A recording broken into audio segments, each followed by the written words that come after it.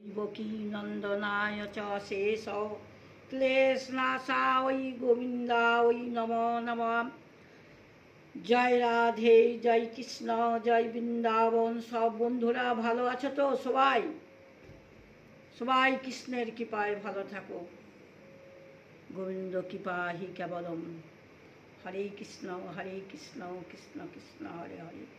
একটু গীতা পড়ছি, আপনারা শুনুন। আর একটু দেরি হয়ে গেল, নাতি পরীক্ষা ছিল, কলেজে গেল, তাই রান্না টান্না করলাম একটু, তাই ওনাদেরকে একটু শোনাতে দেরি হলো।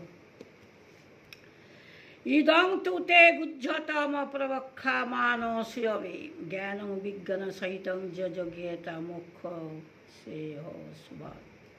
ভগবান শ্রীকৃষ্ণ বললেন, তুমি দোষ দৃষ্টি রহিত, তাই তোমাকে এই পরম গোপনীয় বিজ্ঞান সহ জ্ঞান পুনরায় ভালোভাবে বলছি, যা জানলে তুমি এই দুঃখ রূপ সংসার থেকে মুক্ত হয়ে যাবে। জয় নিতাই, জয় গৌরাঙ্গ মহাপ্রভু।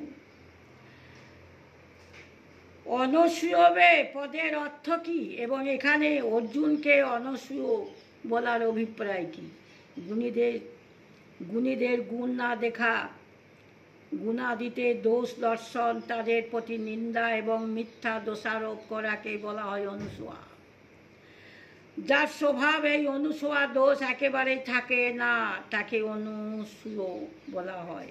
ভগবান এখানে অর্জুনকে অনুসূয় সম্বোধন করে এই ভাব দেখিয়েছেন যে যে ব্যক্তি আমাকে শ্রদ্ধা রাখে এবং অনুসূয়া দোষ রহিত, সেই এই অধ্যায়ে প্রদত্ত উপদেশের অধিকারী। অপরপক্ষে আমাদের দোষ দৃষ্টি রাখা অশ্রদ্ধা সম্পন্ন ব্যক্তি এই উপদেশের যোগ্য পাত্র নয়। অষ্টাদশ অধ্যায়ের ৬৭তম শ্লোকে ভগবান স্পষ্টভাবে বলেছেন যে যিনি আমাদের দোষ দৃষ্টি রাখেন তার গীতাশাস্ত্রের উপদেশ শোনা উচিত নয়। ভগবানের দোষ নেই, আমাদের কর্মফল অনুযায়ী আমরা ফল ভোগ করি। আমাদের যেমন কর্ম তেমনি ফল, আমরা যেমন কর্ম করব তেমনি ফল পাব। আমি যদি একটা হাতুড়ি নিয়ে এই হাতটাকে অল্প ছিঁচে দিত, কী হবে? ব্যথা পাব। তেমনি আমাদের কর্ম অনুযায়ী ফল। তাই গোবিন্দর কী দোষ? গোবিন্দর দোষ নেই, আমাদের কর্ম। তাই যারা ভগবানকে দোষ দেয় যে ভগবান আমার কপালে কষ্ট আছে, তো ভগবান কি করবে? আমাদের কর্ম অনুযায়ী ফল। তাদের গীতা শাস্ত্র উপদেশ শোনা উচিত নয়, তাদের মুখ থেকেও শোনা উচিত নয় যারা গোবিন্দকে দোষ দেয়।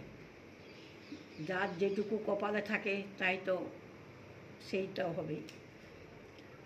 তাহলে ন গুণিনং ন হন্তি স্তুতি মদ গুণাপি নান্য দোষেষু রমতে সানু সুয়া প্রতি প্রকৃতিতা। যিনি গুণবানদের গুণ খণ্ডন করেন না, অল্প গুণীদের প্রশংসা করেন এবং অপরের দোষ দেখে খুশি হন না, এই রূপ মানুষের ভাবকে অনুসূয়া বলে।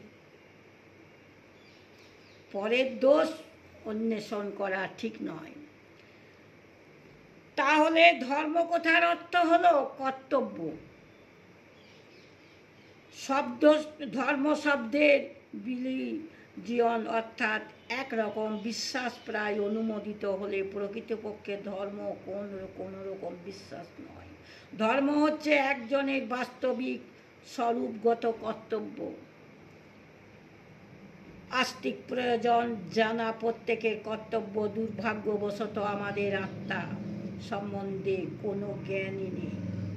আমরা শুধু দৈহিক আরামের প্রয়োজন ভোগবস্তু যোগান দিতে ব্যস্ত, তাই না? আমরা কি করে ভালো থাকবো, কি করে ভালো খাবো, লোক কী করছে আমরা দেখি না।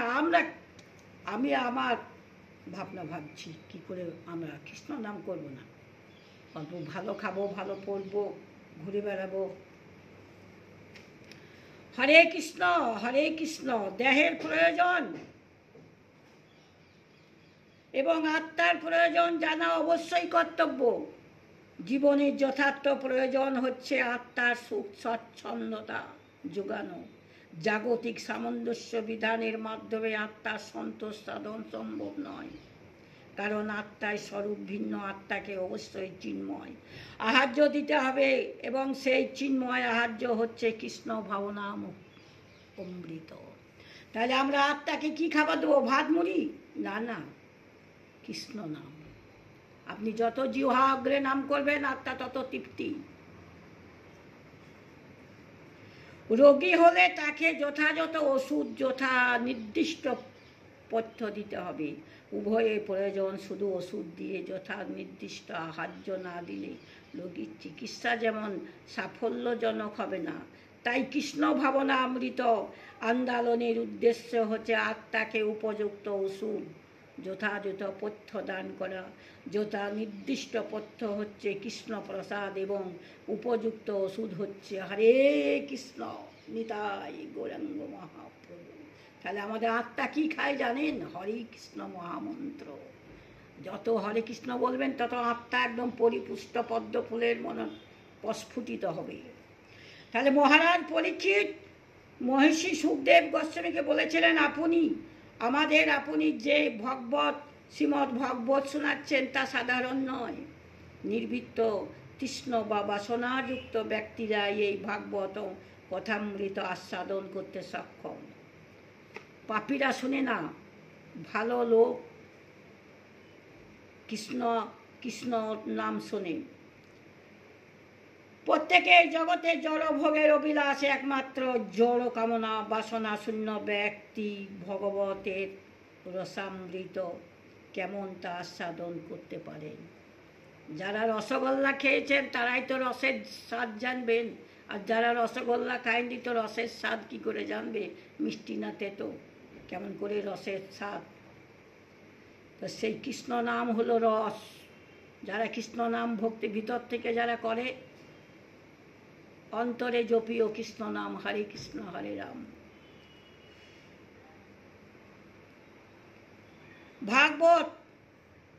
ভাগবত শব্দের পরমেশ্বর ভগবান সম্বন্ধীয় সব কিছুকে বোঝায়, এবং হরে কৃষ্ণ মন্ত্র ভাগবত এইভাবে পরীক্ষিত মহারাজকে বলেছেন যে জড় ভোগ বাসনায় নিষ্প্রিয় ব্যক্তি ভাগবত রস আস্বাদন করতে পারে। আর ভাগবত রস আস্বাদনীয় কেন? ভব ঔষধি, এটি জন্ম মৃত্যুময় ভবরোগের ওষুধ। তাহলে আমাদের ভবরোগের ওষুধ কোনটা? হরে কৃষ্ণ। জয় রাধে, জয় কৃষ্ণ, জয় বৃন্দাবন। আমাদের কৃষ্ণ নাম যদি মন দিয়ে করেন কখনো অসুখ করবে না। কৃষ্ণ নাম যারা করে তাদেরকে দেখেই বুঝতে পারবেন আনন্দ লীলাময় বিগ্রহাই হিমাব্য দিব্য ছবি সুন্দরাই তস্মৈ মহাপ্রেম রসপ্রদায় চৈতন্য চন্দ্রায় নম। কৃষ্ণ নামের স্বাদই আলাদা। কৃষ্ণ নাম যত আস্বাদন করবেন আত্মা তত পদ্ম ফুলের মতন প্রস্ফুটিত হবে। তাই একবার আমার সঙ্গেই বলুন, হরে কৃষ্ণ কৃষ্ণ কৃষ্ণ হরে হরে, হরে রাম রাম রাম। জানি না আমার গীতা আপনারা শুনছেন কি না। আমি মোবাইলের মারফত আপনাদেরকে শোনাচ্ছি, আপনারা শুনছেন না শুনছেন জানি না। কমেন্ট করবেন।